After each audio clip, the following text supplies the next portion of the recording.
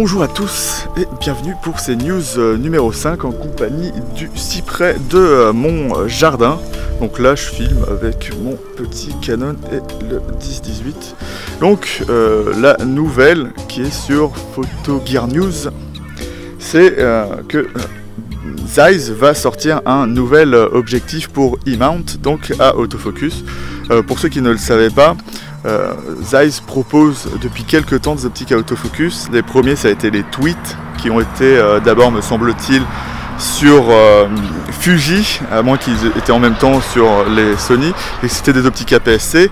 Et récemment, il y a quelques années, on a eu les nouvelles optiques Batis, comme elles s'appellent, qui sont des optiques full frame. Et donc c'est une de ces optiques qui va sortir. Ce sera un standard 135 mm f2.8, donc une ouverture pas folle. Pour rappel, Canon fait un 135 mm f2 et Sigma fait un 135 mm 1.8. Mais il y a des chances que ça marche mieux sur E-mount, vu que le Sigma comme le Canon sont pour monture Canon ou monture Sigma. Ou Canon Sigma, voilà, pour le Sigma. Donc ça risque de beaucoup mieux marcher sur les boîtiers Sony. Ce qui est intéressant, c'est qu'on aura une stabilisation optique, ce qui va un peu combler le manque de lumière qui rentre dans l'objectif.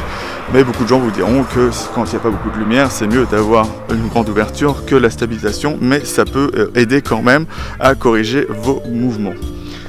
Donc on sera sur une optique qui en APS-C fera 200 mm, donc ça peut être vraiment intéressant aussi. On a 14 lentilles en 11 groupes, je sais pas qui ça intéresse, mais voilà. La construction sera en métal comme toutes les optiques Batis, et il y aura une petite caractéristique qui est plutôt sympa. En fait, toutes les optiques Sony E-mount sont contrôlés, le focus est contrôlé électroniquement, donc focus by wire comme ils disent, et donc il y aura juste la bague de focus avec un contrôle électronique. Donc ça fait qu'on ne peut pas vraiment forcément avoir de bague mécanique, et là ce que Zeiss a décidé, c'est que sur tous ces Batis on aurait un écran OLED qui peut à la fois marquer la distance ou le cas échéant marquer la profondeur de champ ou ce que vous voulez en appuyant sur des boutons dans l'appareil photo. Donc l'optique fera dans les 614 grammes, ce qui est plutôt pas mal pour une optique en métal. Comme d'habitude chez les Batis, on aura un optique vraiment plutôt large, on aura 81 mm d'épaisseur, c'est énorme, pour 121 mm de longueur.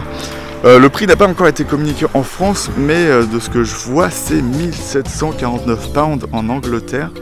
Et du coup, comme les Japonais ne savent pas trop faire des conversions, où on a beaucoup de taxes dans notre pays, on va être sûrement dans les 1600 €, ce qui n'est pas forcément donné pour une optique comme ça. Pour rappel, les optiques Canon ou Sigma se trouvent en dessous de 1000 €, mais elles ne sont encore pas pour E-mount, et ça fera encore une optique E-mount super chère.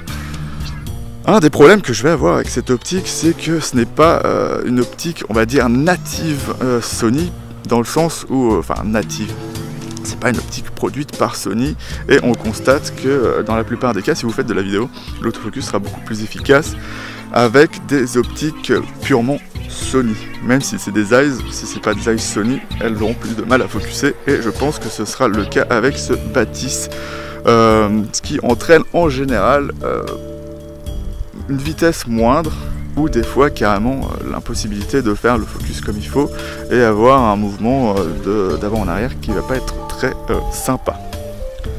Donc voilà, c'est tout ce que j'avais à dire sur cette optique. À mon avis, ça sera une très belle optique, bien qu'aujourd'hui on s'aperçoit que Sony fait des très belles optiques et que